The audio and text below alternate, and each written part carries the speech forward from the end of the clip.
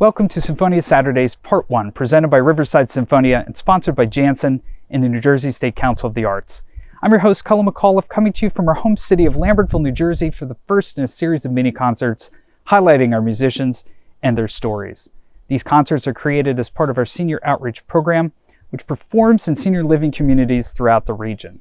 Since we can't perform live, we thought it'd be wonderful to bring to you some performances by some familiar faces of the orchestra who are at the heart and soul of our artistic mission. Through their stories and their favorite pieces, we hope that you'll be inspired by them as much as they inspire us during this very difficult time for the performing arts. But first, before the music starts, let's learn a little bit more about the Riverside Symphonia. For over 30 years, the Riverside Symphonia has delighted audiences on both sides of the river. From its creation in 1990 by the late John Michael Caprio, and guided by the captivating and creative artistry of maestro Mary Smalley for over 2 decades, the Riverside Symphonia has operated with the mission to provide the finest professional orchestra and community programs to enrich the lives of people throughout the region. Through groundbreaking live performances, senior outreach, youth education, and of course, our iconic Concert Under the Stars, we endeavor to build and strengthen communities of all people through shared musical experiences. We accomplished a lot in our first 30 years, and certainly tough times lie ahead. But with friends, family, and our audience, we'll continue on our journey to spread the power of the magic of music together. It's an interesting story, and one that over 30 years takes us from humble beginnings to large-scale artistic triumphs, and then to the uncertain times that we face today. We are going to need your help, and we are going to ask for donations via our website and through the mail. But we'll get to that later. First, let's hear a few words from our maestro, Mariusz Smalley, about Symphonia Saturdays. My name is Mariusz Smalley, and I'm music director and conductor of the Riverside Symphonia. Our orchestra, due to the pandemic, is not able to present you with our usual live performances, but with the help of the internet, we would like to offer you our musical companionship and present you with a series of short concerts performed by various members of our orchestra. I hope that those mini concerts will brighten your days as we await better days to come and look forward to future cultural and musical interactions. Thank you very much and happy listening. When our maestro isn't conducting around the world in his spare time, he's imparting a subtlety of spirit that transforms music into something special. And special is exactly what Rutao Mao has brought us with his offering. Take it away, Rutao. Hello. I hope you're doing well during this very challenging time. I certainly miss all of you and miss performing for you. As all the concerts around the world being either cancelled or postponed, I sometimes find it's very hard to get motivations to practice. There are 2 types of music that would keep me practicing. One being something I always adored, the other being something new. Today, I will play 2 pieces for you, one from each category. The first piece is by Bach.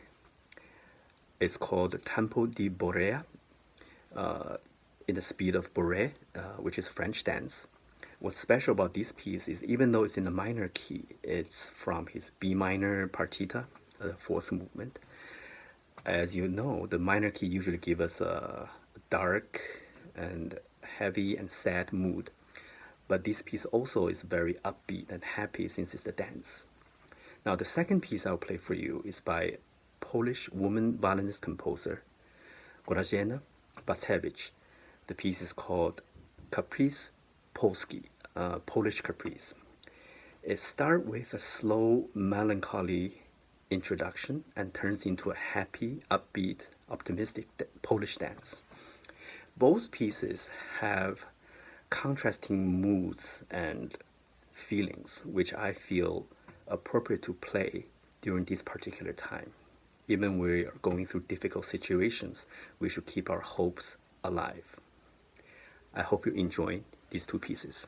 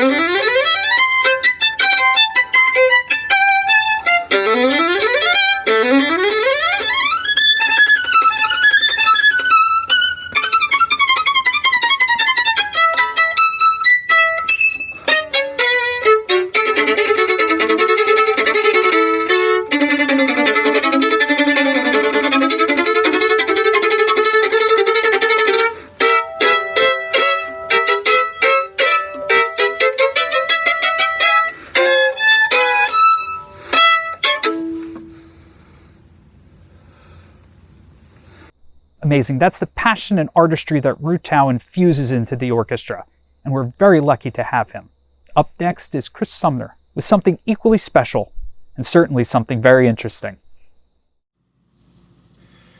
Greetings from the Riverside Symphonia. Hello everybody, my name is Christopher Sumner.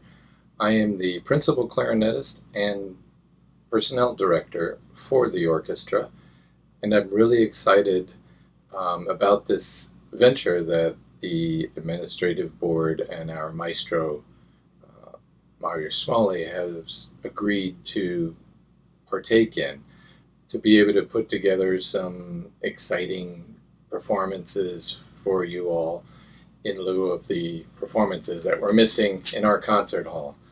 I certainly hope that soon we'll be able to get back to that and be able to perform for you live sooner than later. I also hope that everybody out there is doing very well and staying safe, of course. In the meantime, I want to present to you a performance of a Mozart overture, specifically the overture to The Marriage of Figaro. This version, however, that I'm going to present to you is written for clarinet choir. And in order for the piece to come off correctly, you have to be able to cover all the different ranges of the orchestra. And in order to do that, I had to record 7 different parts using 4 different instruments to put the piece together. The 4 different instruments you'll see me playing are the E-flat clarinet, also known as the sopranino clarinet, our standard B-flat clarinet, one of the ones you see typically in the orchestra. Somewhat more unusual, and don't see too often, is this one. This is called the alto clarinet. It also looks very similar to an instrument called the basset horn, which was sort of the father of the clarinet. And in fact, Mozart wrote quite a few works for the basset horn or basset clarinet. And then finally, to cover the bottom end range of the orchestra, we have the bass clarinet. So I'll be playing all 4 of these instruments, some of them with multiple parts, so there are 7 different parts that you'll be hearing as I play them all at the same time. Well, I didn't record them at the same time, but I put them all together at the same time.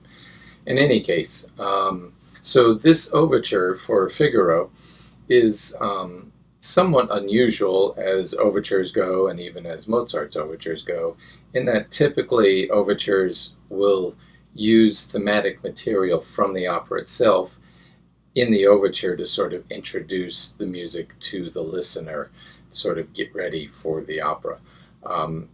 The overture for Figaro does not do that. In fact, there's no thematic material in this overture that you'll hear in the opera itself.